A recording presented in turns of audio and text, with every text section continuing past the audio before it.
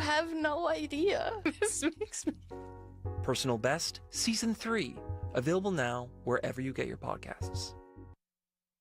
You know the feeling of finding a really good podcast? Or the feeling of someone always being there, like your favorite radio show? Stream CBC Podcasts, CBC Music, and CBC Radio anytime, anywhere. Download.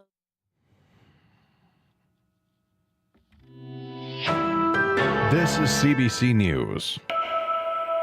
At 12 o'clock, we're at 19 degrees with showers in downtown Winnipeg. Good afternoon. I'm Matt Humphrey. A 38-year-old man faces fraud and theft charges after police discovered $300,000 in stolen vehicles in a West Alexander neighborhood. Officers spotted a stolen F-350 in a compound in the 200 block of Tecumseh on September 7th. They got a search warrant and found all-terrain vehicles, pickup trucks, and tow trucks, along with magnetic vehicle signs, license plates, and personal ID. Police say the items had been stolen from various parts of Winnipeg and surrounding rural areas between July of last year and early September of this year. All stolen items have been returned to their rightful owners. Investigators say the suspect had been renting the compound to store the items, and the owner of the compound was unaware of the criminal activity going on. Police expect more arrests in the case. The federal Conservatives are wasting no time in trying to bring down the Liberal minority government, less than 2 weeks after the NDP ended its supply and confidence agreement. Conservative leader Pierre Poilievre says he'll put a non-confidence motion before the Commons next week. Olivia Stefanovich has more. We need a carbon tax election. It's not a new demand from Pierre Poilievre, but the Conservative leader will get a chance to ask his opponents for their support next week. The decision will be up to Jagmeet Singh and the NDP. The Tories' motion will say the House has no confidence in the Prime Minister and the government, a declarative statement that could force an early federal election, all while the Liberals grapple with the losses in 3 recent by-elections and the loss of a high-profile cabinet member, Transport Minister Pablo Rodriguez. And Pablo has been serving Canada. Industry Minister François-Philippe Champagne isn't confirming the news, but sources tell CBC Rodriguez is expected to officially announce his cabinet resignation tomorrow, so he can seek the leadership of the Quebec Liberal Party. Olivia Stefanovich, CBC News, Ottawa. The Canadian Medical Association will be issuing an official apology today to Indigenous people. The CMA will publicly acknowledge its role in the harm caused by the medical profession over the years. Dr. Alika Lafontaine is the first ever Indigenous president of the Canadian Medical Association. I hope that over the day, people see that change is possible, and it renews the hope that the change that people are really yearning for. The apology will take place this afternoon in Victoria, British Columbia. 2 people are in hospital with life-threatening injuries after a crash on Highway 12. Steinbach RCMP said an SUV collided with a semi-trailer at the intersection of Highway 210 before 5:30 yesterday afternoon. Investigators say the semi was northbound on Highway 12 when the SUV crossed the highway. A 75-year-old man who was driving the SUV and a 74-year-old woman who was a passenger were taken to hospital. Both are from Steinbach. The 57-year-old semi-driver, who is from the arm of Rockwood, was not hurt. There are reports Hezbollah communication devices are blowing up again in Lebanon. A security source told the Reuters news agency 2-way radios exploded today in Beirut.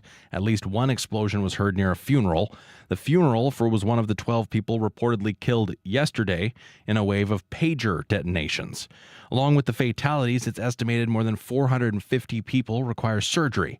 Here's U.S. Secretary of State Antony Blinken speaking today in Cairo. We remain very clear about the importance of all parties avoiding any steps that could further escalate the conflict that we're trying to resolve. The UN High Commissioner for Human Rights is calling for an independent investigation.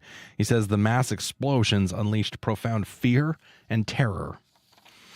The company that revolutionized food storage decades ago is filing for bankruptcy protection. Tupperware has seen its sales slide for years as more people opted for dining out rather than cooking from scratch. Demand for its products surged during the early days of the COVID-19 pandemic, but only briefly. Since then, the Florida company struggled with financial troubles and rising competition. It plans to continue operations and will seek court approval for a sale. Thousands of teens from across Winnipeg are at the Canada Life Centre to kick off Truth and Reconciliation Week.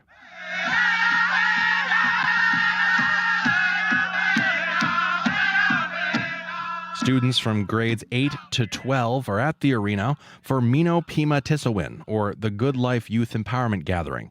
The goal is to bring understanding and dialogue among young people on residential schools and reconciliation. The students are also learning from knowledge keepers and elders. Dr. Lavinia Brown is Inuk from Dawson Inlet, Nunavut, and one of the speakers. It's amazing. There's 6,000 of you here. It's an honor to see this. When I walked in, I thought the whole world was here.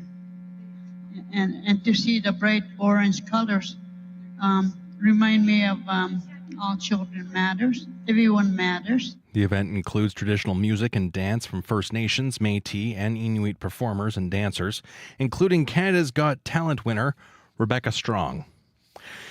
Taking a look at the forecast for the day, the showers will continue throughout the day. Thunder at times, a high of 25 and windy. We could see more showers tonight. In Brandon, showers and windy, a high of 25 degrees in Brandon.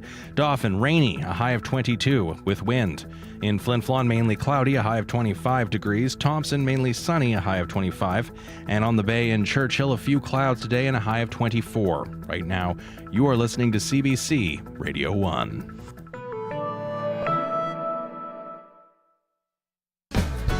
Hello, Manitoba. You're listening to Radio Noon on CBC Radio 1, 89.3 FM and 990 AM in Winnipeg. Also heard around the province and around the world on the CBC Manitoba YouTube channel. I'm Emily Brass, your host this week on Radio Noon. Here's what's coming up on the show. It's the 10th anniversary of Farm and Food Awareness Week, and we'll hear why teaching kids about where our food comes from is so important. Meanwhile, starting in childhood, we're told to eat our fruits and veggies, but some people living with chronic kidney disease are told to lay off those nutritious foods. A U of M researcher is looking at whether that's good advice, and he's recruited the help of a local grocery store. We'll take your questions on nutrition and chronic diseases during our call-in the second half of the show. But first, we'll get an update from the mayor of Steinbach. The city's trying to dry out after a massive dump of rain flooded basements and roads. That's coming right up on Radio Noon.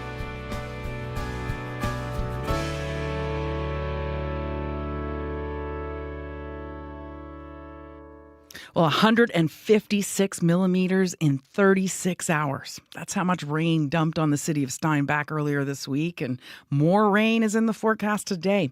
The deluge of rain over the last 2 days flooded roads and homes across that city, including the newly opened Steinbach area pet shelter. Sandra Watson is its volunteer adoption coordinator. We were an island in our new building. There was water surrounding our entire shelter. By the time we got there, the driveway was already flooded. Water was pouring into the basement through our window wells, and so we quickly got a few volunteers to get as much of the food and litter out as we could. But unfortunately, most of it had already had water damage. So we were quickly becoming too swamped in the water as it poured in. It was like a waterfall coming in through the basement windows. That was Sandra Watson, the volunteer adoption coordinator at the Steinbach Pet Shelter. Earl Funk is the mayor of Steinbach, and he joins us now to give us an update on how the city's coping with the cleanup. Hi, Earl. Hi. How are you doing today? Oh, probably in better shape than the city of Steinbach. How are things looking right now? Well, we're still very, very wet. The water is been dissipating from the drains, and it's been moving along quite well, but we're still very, very wet. And there's still, there's a lot of homes that are dealing with wet conditions in the basement, it's been a trying 24 hours. Oh, I can just imagine. How extensive do you think the damage is at this point? We don't know. I mean, at this point, it'll probably take a couple of days to determine the number of residential private properties that have been affected by the flooding, or even there's some pumps or sewer backups. So I'm sure that'll all come in the next few days. But what I can tell you is that basically our flood pump is working well. It's working to capacity. It's presently pumping 485 liters per second, and that is what it is rated for. So it is everything's working. Like all our like a lot of the oversizing we did, like our expansion projects we did on Lone Boulevard, all those pumps are working well. From as far as I can tell from our waterworks staff and our Parks and Rec staff, everything is working. And it just, the challenge is with 6 inches of rain, it just had trouble. It couldn't keep up. Yeah, I mean, it sounds like you said that pump is rated for that, so things are going at maximum effort at this point, aren't they? They are, yes, they completely are. And I mean, we did do. I have a little bit of an assessment for you as far as some of the overflow city roads that were impacted. We've got like Park Road East was impacted with overflows. Mackenzie Avenue, Grandview Drive are some of the areas where the streets have been overtopped with water, and some of our peripheral gravel roadways since our new annexation in 2018. We've identified 16 washouts in those areas. So our crews will be there repairing roads, putting more gravel down in the next few days, making sure those roads get passable.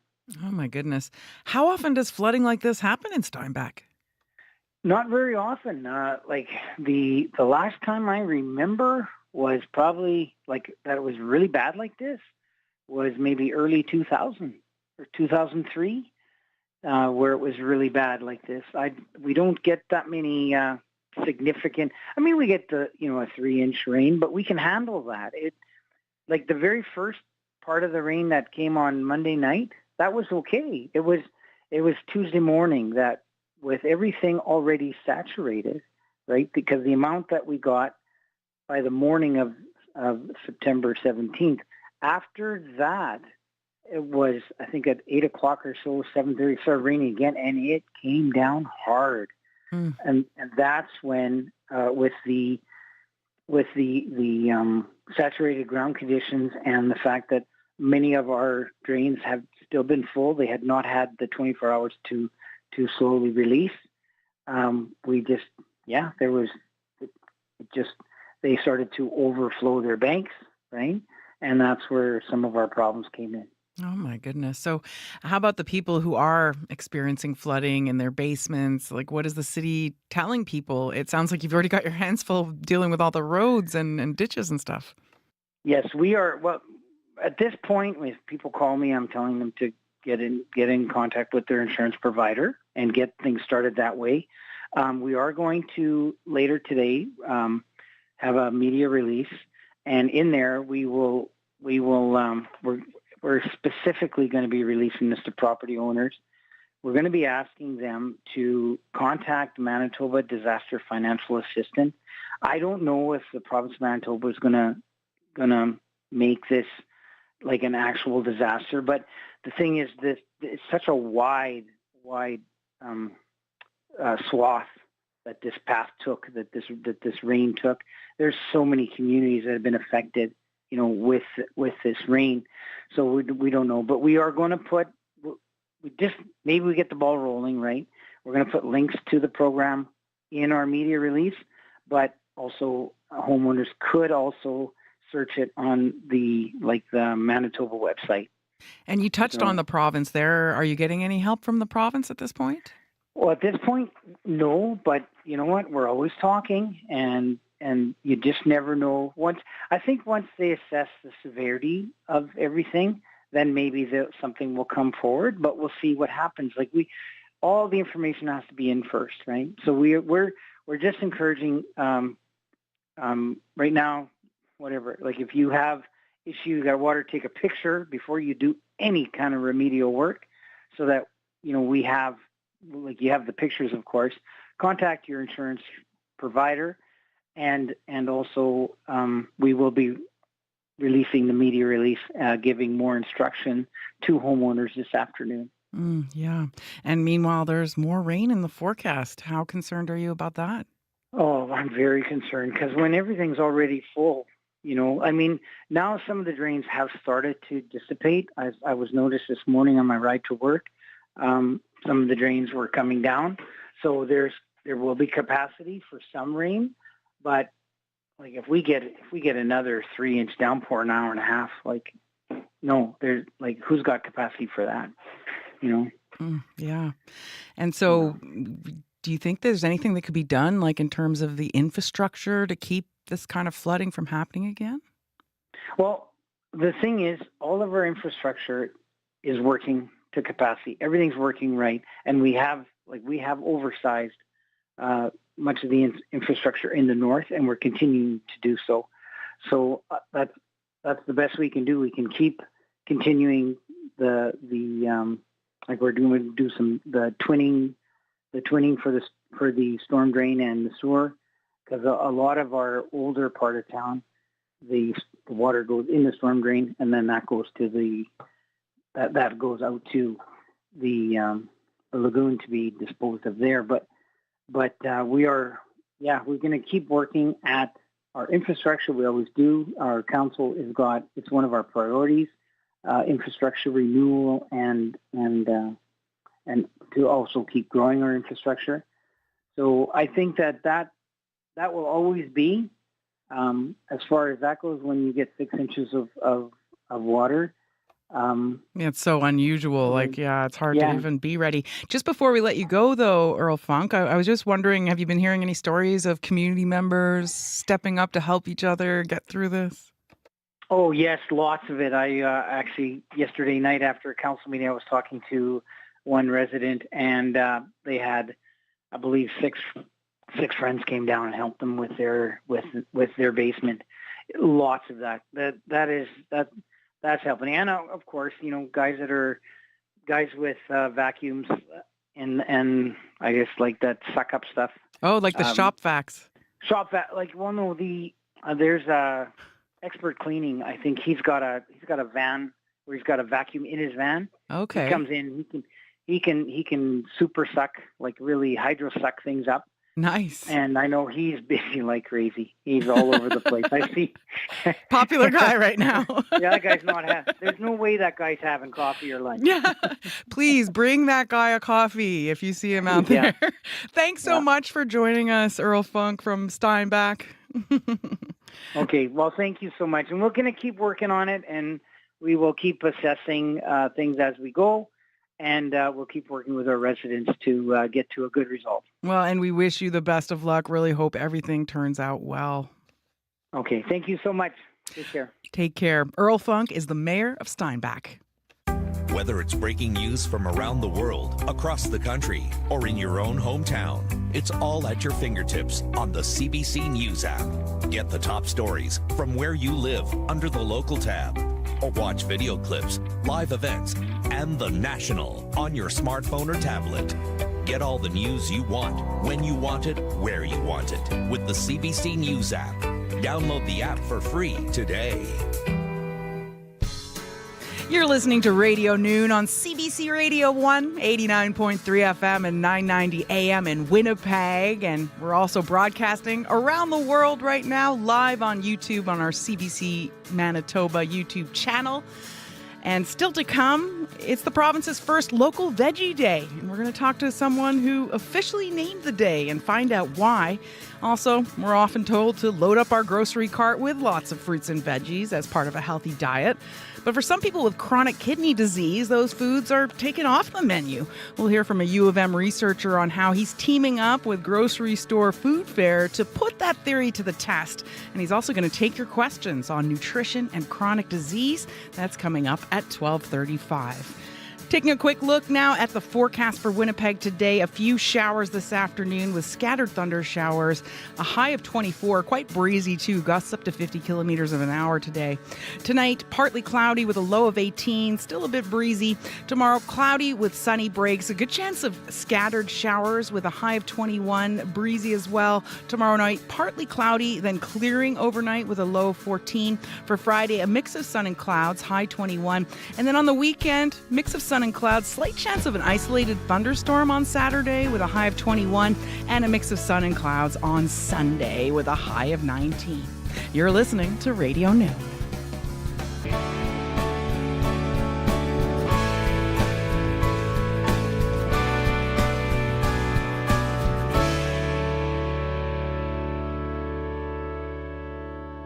Well, agriculture means a lot more than simply farming. That's the message Catherine Cherewick wants to get across. She's executive director of agriculture in the Classroom, Manitoba, and now her organization has a new program she hopes will get more young people considering a career in agriculture. And she's joining us right now live in the studio. Hi, Catherine. Hi, Emily. Thanks for having me. Well, thanks for coming in. So you recently got a $400,000 grant from the feds and the province for a program called the Amazing Agriculture Adventure Program. It's happening next week. How does the program work?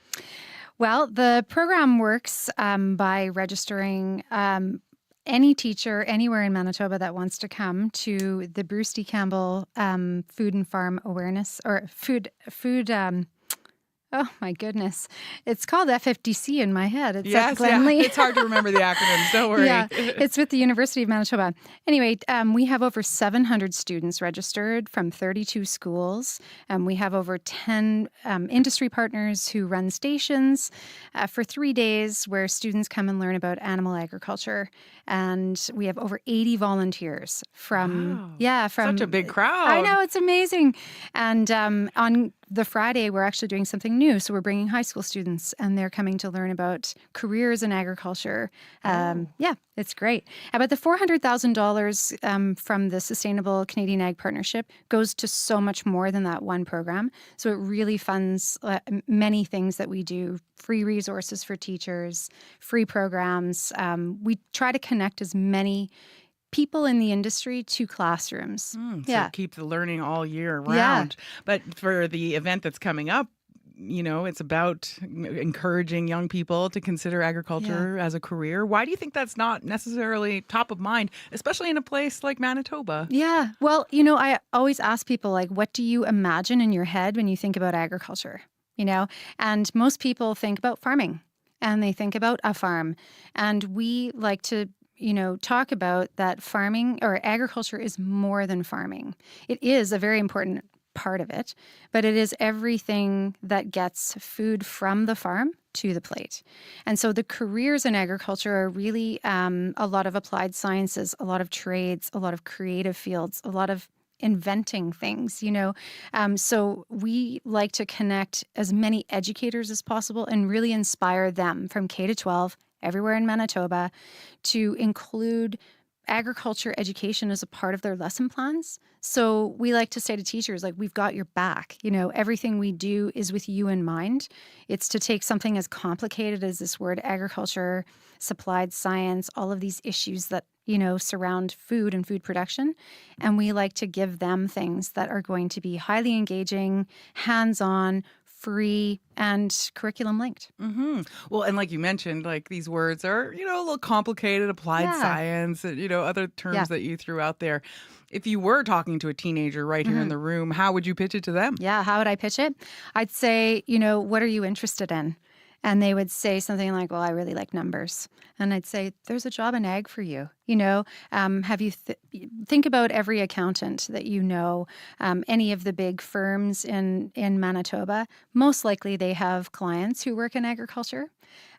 Agriculture is a really, really big industry in Manitoba, And so you were talking about local veggie day. Just the vegetable producers, like vegetable farming in Manitoba pumps in like $30 million into the economy. Wow. And so, that's just one part of that. But I would say, what are you interested in? Let me talk to you about do you want a job when you graduate? And that is how I got into agriculture, actually. Like, I was in science, I was in ecology. And I met someone at a good old Manitoba social. Oh, nice. And they said, what are you doing? And I was like, I'm in ecology. And he said, do you want a job when you graduate? I was like, yeah, I really do. And so he said, you should join the Faculty of Agriculture. There's a new program, agroecology. And I switched the next week and I've never looked back. I love it. Yeah. Oh, that's a great story. So what's at stake if more youth don't get involved in agriculture? Like you mentioned how significant it is to our economy. Like what if more people don't get on board? Well, we all love to eat, right? And we all need to eat to survive. And so it's really crucial that we connect as many students as possible to, thinking about just, opportunities that exist for them in ag. But not only if they don't want to work in agriculture, that's fine. are they voting with the things, with issues in mind that really matter to food and food production? Are they thinking about the economy? Are they just understanding that the food they eat doesn't come from the grocery store? It actually starts from the farm, and it even starts before then, because there's lots of things that go into the farm. And so, yeah, it's just about connecting people. And I would say anyone in the ag industry, like the future you is sitting in a classroom right now. Yeah. So, yeah, we need them to fill your shoes. And I understand you coined the name Local Veggie Day. Is that right? I didn't. Okay. I will not take credit. Okay. I think the Minister of Agriculture did that. Okay, gotcha. Yeah, I think someone. Yeah, and but I'm happy. I'm happy that they did, because we have a lot of resources about Veggie Day there and vegetables that we'd love to share with teachers. And then next week you have the amazing agriculture adventure program. What do people need to know if they want to take part in that? Well, we're actually full, and we have a waiting list of about 15 classrooms who would love to come. We still have one spot available on Friday for any senior year's classroom that wants to come. And we actually have more than enough volunteers, like 80 volunteers. So this year we're full, but I would say if you're interested in knowing more as a teacher, you should look on our website. We have over 100 free resources you can download or order. There's lots of programs that are coming up, like amazing our Ag Venture program at Manitoba Ag Days. We also have Canadian Ag Literacy Month in March. So there's lots of things to do. And if you're in the ag industry, I would say give me a call. See how you can, become involved, volunteer, sign up, donate. We're just really thankful for all of our partnerships and the government. You might get people signing up today for next year. You never know. All right, we'll take them. And of course, also in the meantime, people could celebrate Local Veggie Day. How would you be celebrating that today? And how would you encourage people to think about veggies today? We have vegetables with almost every meal, so I will just eat more of it. I think tonight, actually, on the menu was a huge vegetable salad with chicken in it. So yeah, I think we'll be eating vegetables, and we do shop local for vegetables. So yeah, just keep buying local veggies today. Yeah. Well, if you needed a good reason to have a salad, that's the best one. That's right. Local Veggie Day. That's right. Well, thanks so much for joining us, and happy Local Veggie Day. Thanks. You too. Catherine Cherowick is Executive Director of Agriculture in the Classroom in Manitoba. It's 12:27 right now, and you're listening to Radio Noon.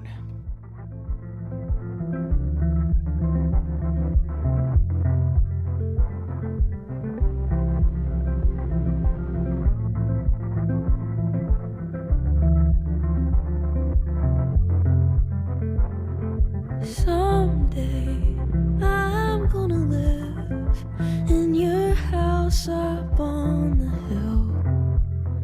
And when your skinhead neighbor goes missing, I'll plant a garden in the yard. Then they're gluing roses on a flatbed.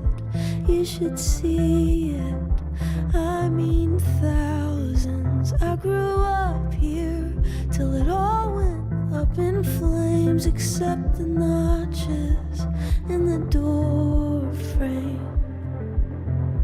I don't know when you got taller. See our reflection in the water off a bridge at the Huntington. I hopped the fence when I was 17. Then I knew what I wanted.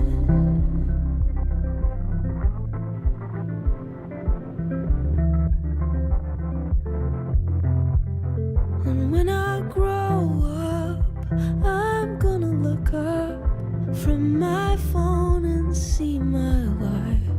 And it's gonna be just like my recurring dream. I'm at the movies, I don't remember what I'm seeing.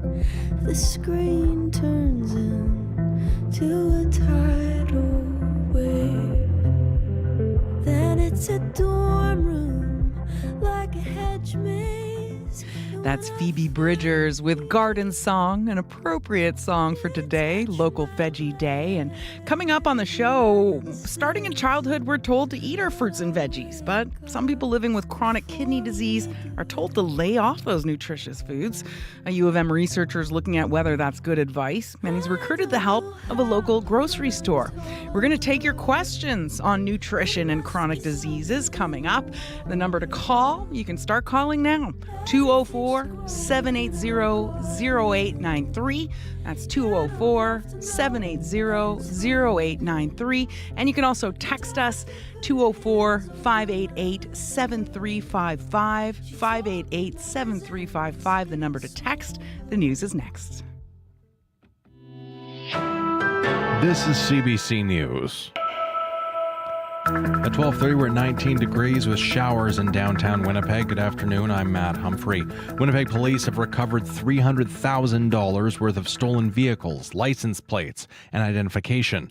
Officers spotted a stolen pickup truck in a compound on September 7th. They also found other stolen vehicles, including tow trucks and all-terrain vehicles. Police say many of the items had been stolen from Winnipeg and surrounding communities, including Fisher Branch and Beausejour. A 38-year-old Winnipeg man faces numerous counts of theft. The Federal Conservative Party has unveiled the text of the confidence motion it plans to put before Parliament next week. It says simply, the House has no confidence in the Prime Minister and the government. The party says it was written without any specific issues attached, so the other parties will have nothing to object to.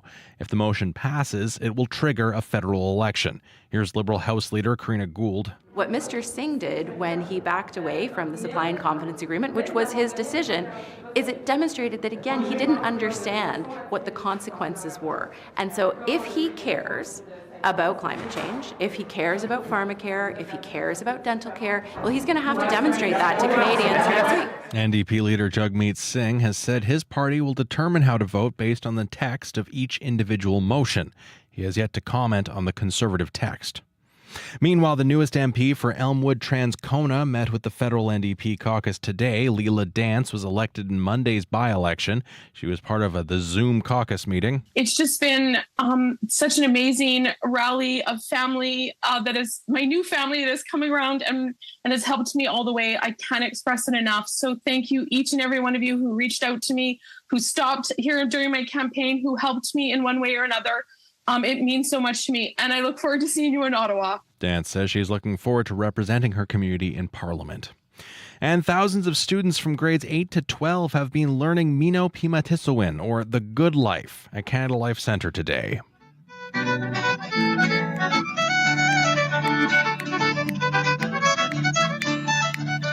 Music, dance, and storytelling is part of the event kicking off Truth and Reconciliation Week. Stephanie Scott is the executive director of the National Centre for Truth and Reconciliation. Mino Pimatisawin is how our people used to thrive living in this land. And Mino Pimatisawin is what the residential schools tried to take away, but they did not succeed. Restoring the good life will not be easy, and it will not be quick. During the event, a banner with the names of 4,000 residential school students who went missing, died, or never returned home was brought through the arena. Elders spoke about their experiences with residential schools as a way to give the students a deeper understanding of their history. And that is your CBC News for Winnipeg. For news anytime, you can go to cbc.ca/Manitoba. Good music off the top there, Matt. I saw you snapping your fingers. That had a good beat. You could see, I forgot you can see it. I can see you now. You can see me now. In the booth. Can you see me right now? Yeah, you're waving. Hi, Matt. But yeah, great story. The Good Life. Love it. Thank you so much. Back soon. That is our newsreader, Matt Humphrey, joining us from the CBC Manitoba newsroom. And joining me right now in the studio is Riley Lachuk with a look at the forecast. Still soggy out there today. Boy, oh boy. Hope you didn't get caught in that downpour. Oh, I know. It got so dark and poured. Very quick moving, though. Yeah. Within about 10, 15 minutes, at least here in the downtown, it had already tapered off for the most part. And yeah, that's those quick moving thunderstorms that we're seeing track through the province as we get through the afternoon here. Still seeing that the rain pretty much has ended here in Winnipeg.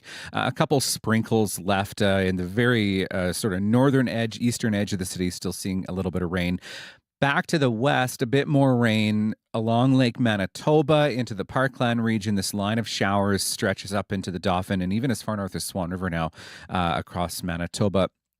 Yes, it did drift a little bit further east than we were expecting. Even the forecast modeling up to last night was keeping this centered in Westman, but it certainly did push a little bit further to the east through the morning hours today. Hence why we saw a couple of thunderstorms. We did have that risk of a thunderstorm in the forecast, but yes, we did end up seeing that materialize even into parts of Eastman through the early afternoon hours here.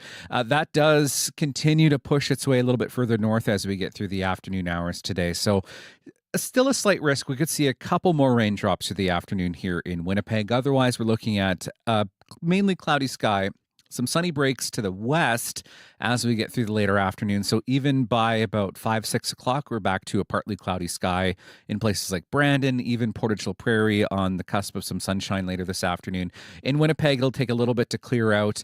I think, though, that we will see a bit of a sunnier start to the day tomorrow than we saw today. Certainly, the clouds will start to clear by the time we get into the morning hours. It's just a matter of how much sun we'll get first thing in the morning. So do expect some clouds. Better chance tomorrow, once again, of some scattered showers. Nothing to the tune that we saw today in parts of Westman this morning, where we did get some pretty heavy rain through the morning hours today, but some scattered on and off showers throughout the day on Thursday. Friday, a drier and brighter day for south and central Manitoba, so a chance to kind of dry up as we get to the later part of the week here. Rain to come for Dauphin, Swan River, another general 15 to 30 millimeters. In Winnipeg through the afternoon, if we do get any more scattered showers to the tune of maybe another 2 to 5 millimeters or so. I know outside the city, I was looking at some of the amounts. We did get a good 15 to 20 millimeters today in some of those thunderstorms early this morning.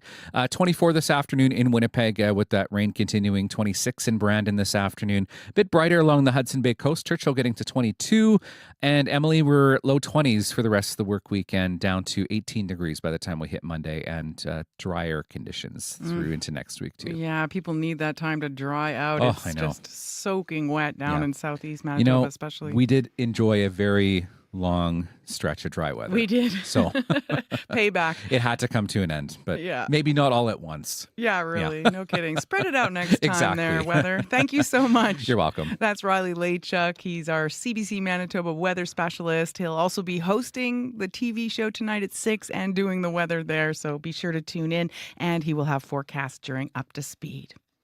You're listening to Radio Noon on CBC Radio 1, 89.3 FM and 990 AM in Winnipeg, 1230 AM in Churchill, 1490 AM in Cross Lake, and in Thompson, you're getting us at 100.9 FM. I'm Emily Brass, your host this week and next on Radio Noon. Well, eat your fruits and veggies. That's guidance we hear starting in childhood, but some people with chronic kidney disease are told to avoid these vitamin and fiber-rich foods. Researchers at the University of Manitoba are teaming up with a local grocer to put this food restriction to the test. We're going to take your questions on the role of nutrition and health, especially for people dealing with chronic diseases like diabetes and kidney disease. So give us a call, 204-780-0893. Again, 204-780-0893. And you can also text us if that's better at 204-588-7355. And joining us now by Zoom to answer your questions is Dylan McKay. He's an assistant professor at U of M who specializes in nutrition and chronic disease. Hi, Dylan. Hi, Emily. Thanks for joining us. So, Dylan, we often hear about the health benefits of eating fruits and vegetables. Why would some people with chronic kidney disease be told not to eat them? Well, with chronic kidney disease, in some individuals, they have their levels of potassium that go up higher than they should be in the blood. And because we get potassium from fruits and vegetables, one of the theories is that we should recommend these people eat less of those fruits and vegetables to maybe not increase their potassium levels, because high levels of potassium in the blood can be very dangerous. And so you have looked into this research. How convincing is that theory that people should cut down on those fruits and vegetables? It is sort of based on an assumption that if we eat fruits and vegetables, our potassium levels go up. But there are lots of other complicating factors, and there's not a lot of human data to suggest that necessarily is true. When we eat fruits and vegetables and we consume potassium, our body immediately takes that potassium out of the blood and into our cells. And that's really important for everybody, whether you have chronic kidney disease or not. 99% of the potassium in our body are in the cells and not in our blood. So the idea that what we eat immediately can lead to elevations in the potassium levels is not necessarily brought out by human trials. And that's really what we want to look at. Yeah, so you're going to put that nutritional guidance to the test, and you've teamed up with the Winnipeg grocery store Food Fair to do that. Can you tell us why you teamed up with that store and how the study works? Well, I mean, we're based here in Winnipeg, and Food Fair is one of the local grocery store chains.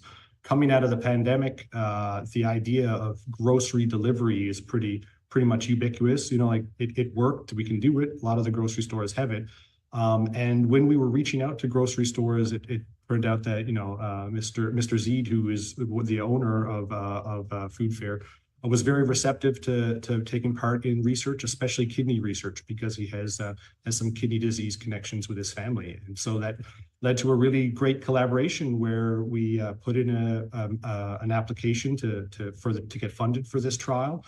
And now we're working together. We are recruiting individuals, and part of the trial where we need to deliver fruits and vegetables to individuals, we basically send a list of what needs to go to who, to Food Fair, and they take care of the rest. So that's great for me. I'm not an expert in purchasing wholesale fruits and vegetables, nor packing and delivering them, but that's what grocery stores do. And great for the participants too, I bet. And so give us a call if you have any questions about this study, about nutrition and its role with chronic disease.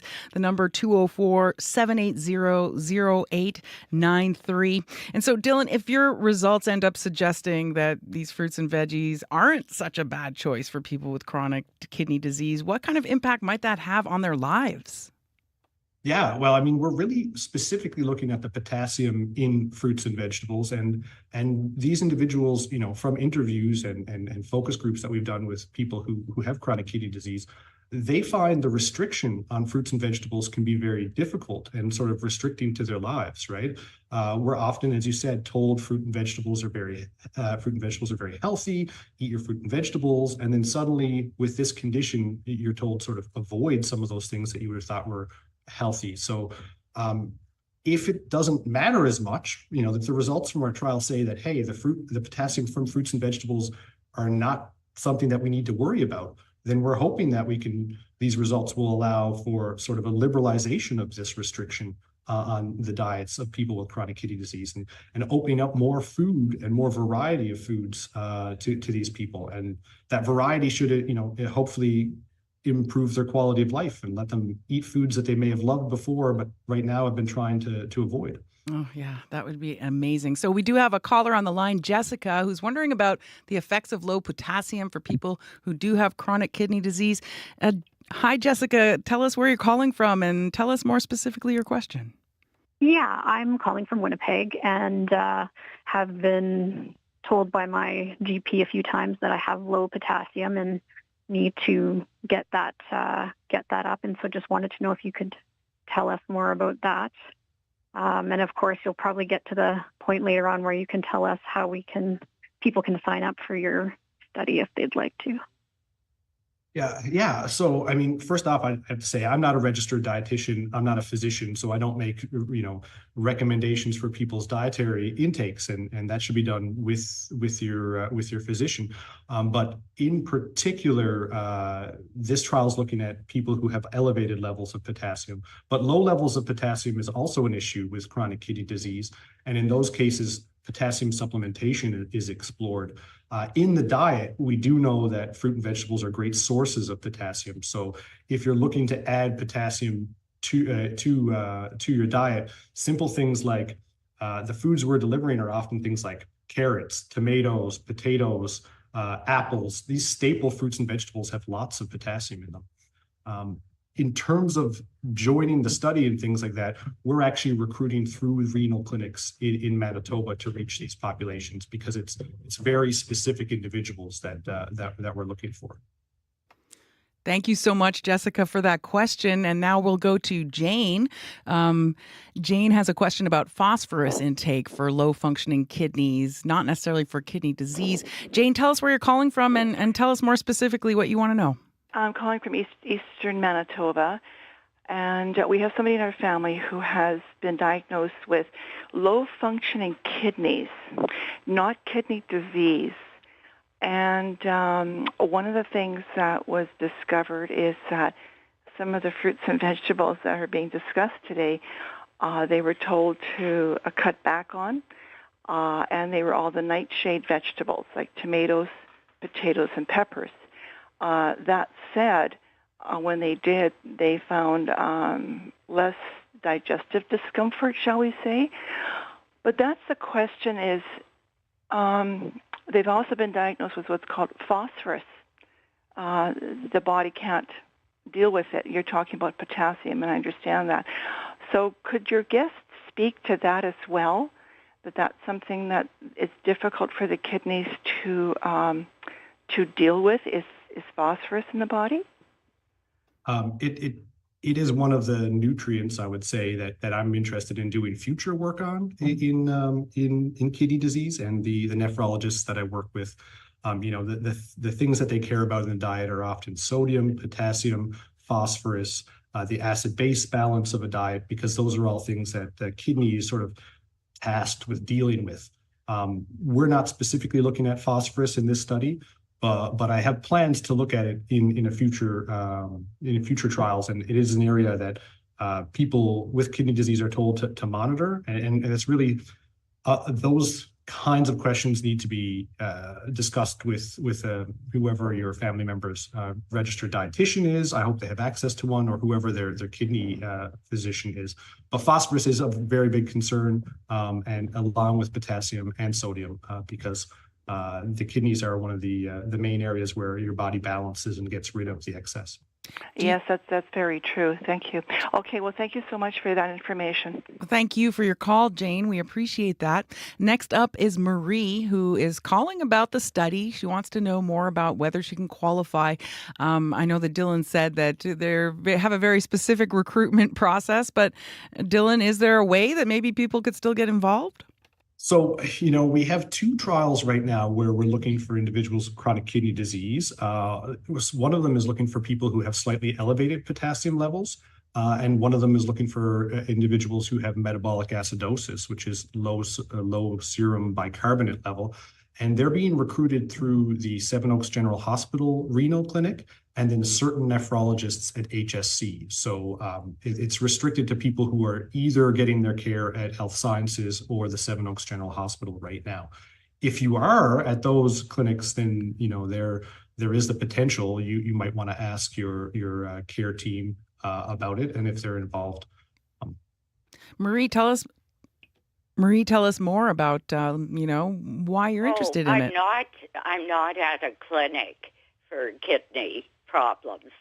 I've just been told as of a couple of years ago that I have chronic kidney problems, that my not potassium, they've labeled it as sodium, high counts of sodium, or like they can tell that my kidneys are starting to fail. It's chronic, they said. I don't know. I'm not, though, in a clinic, like for kidney problems. So is it only the people that are in clinics for kidney problems at HSC and Seven Oaks that? Yes, those are the two institutions that we're recruiting for right now from those, and they have to be individuals within this certain clinic, because we're hoping everybody that's meet the criteria for this trial are being cared for by a nephrologist. So it's individuals who have a more advanced kidney disease where they've been moved to nephrology care. Thanks so much for that call, Marie. And we did get a text in the meantime, but first I'm going to give the phone numbers again if you want to call in with your questions. We're asking Dylan McKay, who's a professor of nutrition or a researcher specializing in nutrition and chronic kidney disease or chronic diseases rather. He is answering our questions about nutrition and disease. And the number to call 204-780-0893. Again, 204-780-0893. And if text is better for you, well, here's the number for that, 204-588-7355. And we did get a text from Rob, and he is asking, are there any specific vegetables or just vegetables in general, if you have kidney issues, and what might be recommended to eat along those lines, Dylan? So, I mean, that's the challenging one with kidney disease, right? Depending on how far along and how much kidney function you have remaining, the recommendations change so much. So if you are having issues with elevated potassium right now, they would tell you to avoid the high potassium fruits and vegetables, which is many of the fruits and vegetables, tomatoes, peppers, a lot of the really healthy fruits and vegetables you're told to avoid. But if you have enough kidney function or your potassium levels are okay, then you're told to keep eating those fruits and vegetables. And so there's no general recommendations. Eating lots of fruits and vegetables, if you have healthy kidneys, the data suggests that's good to protect you from kidney disease. So that's a further complication there. Most of the people who develop, many individuals who develop kidney disease develop it as a result of having diabetes. And a lot of the evidence suggests high intakes of fruit and vegetables protect from the development of diabetes and then kidney disease as well. But specifically, exact which ones, the ones you can get access to, the ones you like, and the ones that you can consume regularly is probably the best advice around how to maximize your fruit and vegetable intake. Yeah, I like that advice. The ones that you like, go for those. For me, broccoli and blueberries are big ones.